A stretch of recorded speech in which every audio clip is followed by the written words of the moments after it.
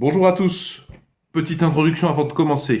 J'ai eu une discussion super enrichissante avec Francky, que je salue s'il voit cette vidéo. Francky qui travaille, alors il m'a expliqué, je crois que ça fait 25 ans qu'il est ce qu'on appelle électricien basse tension, enfin c'est déjà une spécialisation, mais lui spécialisé dans les portails électriques des résidences.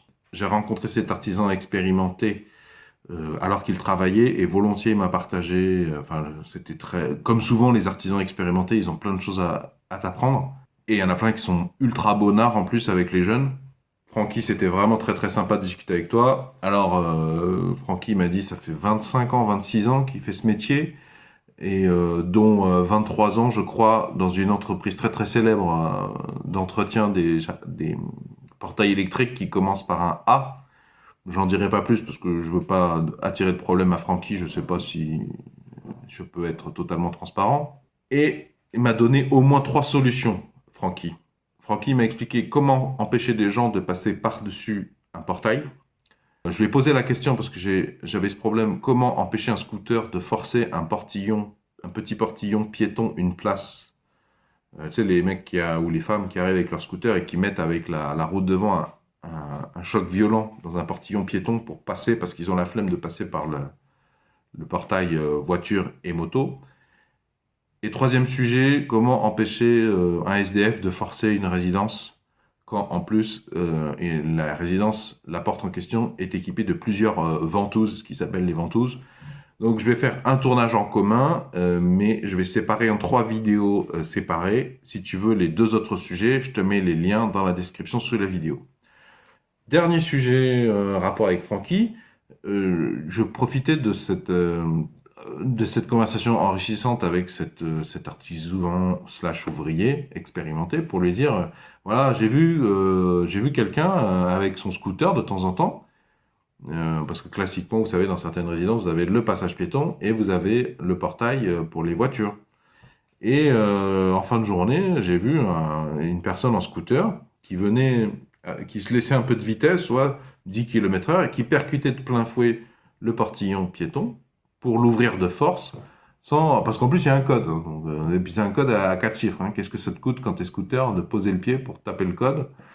Et puis il y a des émetteurs partout. C'est pas facile, c'est pas difficile d'avoir l'émetteur pour qui t'ouvre à distance le portillon pour les motos et les voitures. Et en plus, portillon piéton, la personne fait ça alors que c'est dans une résidence, il y a plein de poussettes, il y a plein d'enfants. Donc c'est particulièrement dangereux et pédocriminel. Donc j'en ai parlé à Francky, je lui ai dit, bah, est-ce que tu connais les solutions? Alors la première solution, il m'a dit, bah, faut choper le mec, faut avoir une discussion avec lui. Alors bon, il a pas tort, mais le but c'est pas d'avoir des problèmes avec la justice, hein, parce que c'est pas nous les méchants à la base. Hein. C'est bien la personne qui fait ça avec son scooter, qui commet un acte de pédocriminalité et qui crée des dégâts, enfin, qui surcharge des factures, en fait, hein, qui crée des coûts supplémentaires. Parce que quand tu percutes avec ton scooter, tu abîmes les ventouses, en fait. Et je vous ai dit, c'est 400 € par ventouse. Et il m'a expliqué, Francky, en fait, le scooter qui fait ça, c'est grave parce qu'il y a un joint qui dessine la ventouse, là, cette espèce de joint, cette ventouse oblongue autour de l'électro-aimant. Quand elle est abîmée, c'est 400 €. Il faut changer le truc. Il y en a 2, je vous disais, mais c'est 400 €. Ah ouais. Et le mec qui fait ça avec son scooter, c'est pas lui qui va payer. Surtout s'il il est locataire, tu vois. Donc la solution qu'il m'a proposée, il m'a dit, bah tu vois avec ton syndicat, tu dis, bah derrière, devant ou derrière, vous allez installer 2 poteaux en béton, pas très haut, mais qui fait que même si la personne avec son scooter, elle ouvre, ben, elle pourra pas passer. Donc, a priori, ça devrait diminuer, enfin l'encourager à foutre la paix à ce passage piéton. Donc, une solution d'obstruction, quoi, une barrière à scooter, ou même il m'a dit 2 poteaux simples, faut que ça soit positionné intelligemment, ça suffira à dissuader.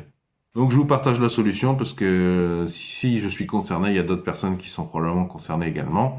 Et 2 poteaux scellés dans le béton, ça peut être une solution pas chère. Et puis surtout pour protéger les poussettes et les enfants et éviter d'avoir des factures de 400 € bonus évitables.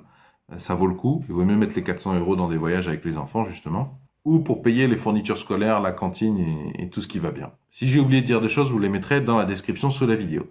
Si vous avez apprécié cette démarche de sauvegarde de ces informations précieuses de personnes expérimentées, est-ce que vous pouvez mettre un pouce vers le haut, s'il vous plaît? Est-ce que vous pouvez mettre un j'aime?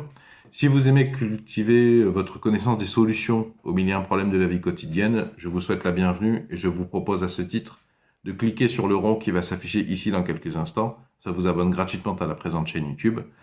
Quant aux deux rectangles, eh bien, ce sont les deux autres vidéos qui contiennent les réponses, les conseils de cette personne expérimentée sur deux sujets légèrement différents.